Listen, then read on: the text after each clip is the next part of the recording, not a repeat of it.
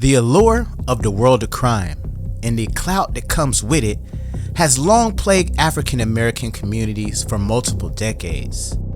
The ghetto superstars have always been the real stars and virtually our first stars that we recognize growing up in impoverished neighborhoods.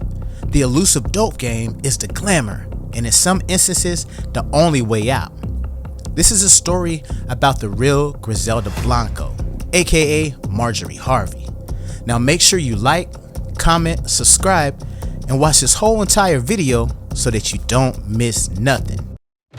Now most dealers end up dead or in jail, but the smart ones, they retire. The reigning queenpin of Memphis, Marjorie Elaine Bridges, did just that when she linked up with Steve Harvey.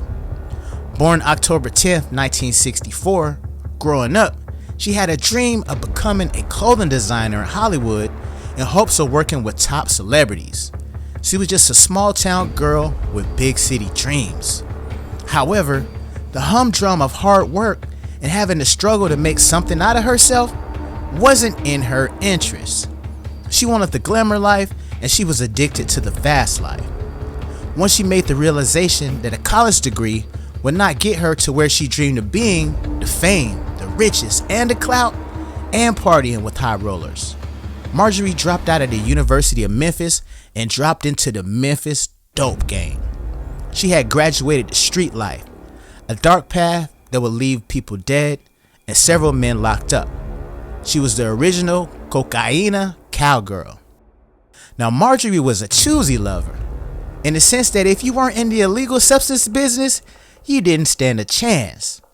Now much like Griselda Blanco, cash was king in her eyes and making money replaced having morals. Marjorie was broke, so she figured she would use what you got to get what you want type mentality. Most pretty girls went for the ballers, so she hit the track to seek out her ghetto superstar. She founded her hopes and dreams into street dudes, the ones that would offer her all the spoils where she had to put in none of the work. She was just 19 years old when she met 32-year-old Jim Townsend, a major dope boy in Memphis that had pockets lined with paper. She was working as a cashier at Morrison's cafeteria and was desperate to get out of her low-paying gig. She tried to play the hard-to-get role, but she quickly gave in once she saw the popular dealer flashing large bankrolls over their lunch date. She finally arrived to the place she felt like she always rightfully deserved: queen pin status. She enjoyed the life of a dealer's girlfriend and lied to him about being on birth control, and she ended up getting pregnant, even though Jim sternly expressed that he didn't want any more children. He would later go on to say that she purposely stopped taking birth control and got pregnant on purpose to trap him with the kid. Now, after Jim and her mother pressured her into getting an abortion, she refused to go through with the procedure. Having a kid by a dealer was her long-time dream. She figured at least she would be financially set if anything did happen to him. He owned several nightclubs, duplexes, and a 16-unit apartment complex. She wasn't giving up no baby by him, no way, no how. She felt like she had hit the jackpot dealing with the kingpin. Marjorie became so depressed about the thought of even having to get rid of a child that she even tried to unalive herself by taking a bunch of medication, and she ended up in the hospital where she had to have her stomach pumped, her husband indicated. Now they would go on to have a total of 2 children, a daughter named Morgan and a son named Jason. She disowned her daughter Morgan and is estranged from her because she didn't like her common husband, who isn't wealthy or famous. That's the reason you only see Lori Harvey in photos, because she's grooming Lori to be just like her, a demon spawn. Now, a whirlwind of love lasting nearly 6 years, Jim Townsend's loyalty to the street queen would actually cost him more than half of his life after taking the fall in Marjorie's criminal activities. He remained silent about her major involvement in the illegal trade. He was initially sentenced to life without parole after being indicted in 1991 attempting to purchase several keys. He indicated he moved anywhere between 30 to 40 bricks at a time during the peak of his operation. He was granted clemency by Obama and released early from prison after serving 27 years. Now, her coldness and money-hungry spirit caused her to simply just walk away, leaving Townsend to rot away in jail. Doing several years in prison, he stated that he would get visited often, and eventually she cut him off completely.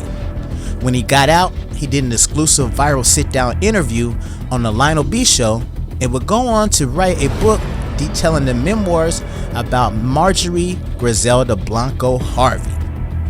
Now, heavily engulfed in the illegal street trade, Marjorie Harvey took over his operation and had kept the phone numbers for all his street connects and plugs. Now, this is where she truly transformed into Griselda Blanco. Now, Jim Townsend went on record and said that once she met her second husband, she went behind his back and had gave him all of his plugs information. She gained ownership of Jim's nightclubs and apartment complexes that was seized by the feds, and she finessed NBA player Todd Day into helping her buy them all back, and she ran them like a true trap queen, making money hand over fist in the game as well in all of those business fronts. Now, Marjorie Harvey was purchasing and trafficking keys from Houston to Memphis and provided them to her new husband, Kingpin Donnell Woods. Donnell Woods was another major street dude and the brother to the notorious Memphis Kingpin, Ronnie Woods. The Woods brothers were an infamous mob family that operated throughout the Memphis and Houston area. They were the original BMF before there was ever a BMF. Ronnie Woods owned many local businesses that he used as fronts for his illegal operations, and is even known for being a former plug to the rapper Yo Gotti and his slain brother Big Ju. Now, Marjorie had the majority of his properties in her name as well to keep her husband off the map and out of sight from the feds. Now, how was she able to evade law enforcement for so long remains a mystery. Perhaps it was her low-key lifestyle. She didn't dress like the typical queen pin. She had all the fancy cars and properties, but she portrayed her life as low-key. Meanwhile, people didn't know she was sitting on a $500 million empire. Now, she ran the streets of Memphis with an iron fist, orchestrating some of the most heinous crimes. An unsuspecting face that was a mastermind to $1 million business. She was well known in the underground world of Houston and Memphis as the Black Griselda Blanco. She was under FBI investigation, but she was able to slip through the cracks. She used her beauty and manipulation tactics to climb to the highest level of the organization, meanwhile being undetected, and had a bunch of fall guys willing to take her rap.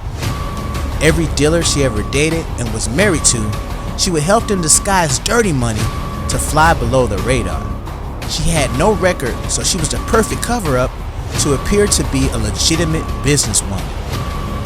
In the first count of a 9-count indictment handed down, it named Ronnie R. Woods, Bernard Woods, Steve Woods, and her husband Donnell Woods, and they were accused of conspiracy to possess and distribute 5 keys, and with the intent to distribute at least 100 keys of green. Now, the indictment alleges the conspiracy occurred from early 2000 through the fall of 2003. The Commercial Appeal in Memphis reported in its Friday editions that the DEA agents searched a Memphis nightclub in connection with the investigation.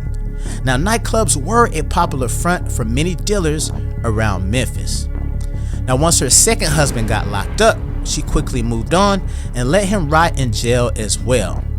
Just 2 years later, she met Steve Harvey at a comedy club where he was performing at in Memphis. She wasn't interested in him at all, but she knew that at that point in her life, she needed a change, and she decided to leave her illegal empire behind. With the feds hot on her trail, she finally decided to go legit. A single mother, a college dropout, and a resume that only read Memphis Queenpin wasn't the ideal way of life to support 3 children, and she was all out of options.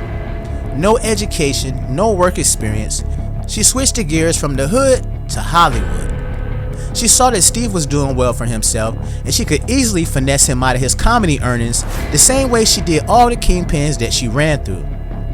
Her striking good looks and aura commanded attention and made men do things they wouldn't otherwise do. Steve Harvey was married at the time to Marjorie Harvey, but that didn't stop him from chasing Marjorie down, saying, "This is the woman I am going to marry." He loved the fact that she was a pretty face but grimy, street smart woman that was on top of her hustling business. He didn't know everything about her past, but she finally gave him some of the details about her life of crime. The rest he found out later through her ex-husband telling all the business. Now he became a savior to Griselda and wanted to show her a whole new world. Steve Harvey would go on to give her children his last name to try to rebrand her whole entire life in an attempt to erase her past and make her appear in a better light around his famous friends. To date, they have been married for 17 years and she's completely changed her way of life. Now this was the story of the real Griselda Blanco, Marjorie Elaine Harvey. Think that story was crazy? Wait until you see the next video I got lined up for you. Click on this link right here so you can check out what happened to the star from the movie Boys in the Hood. You won't believe it.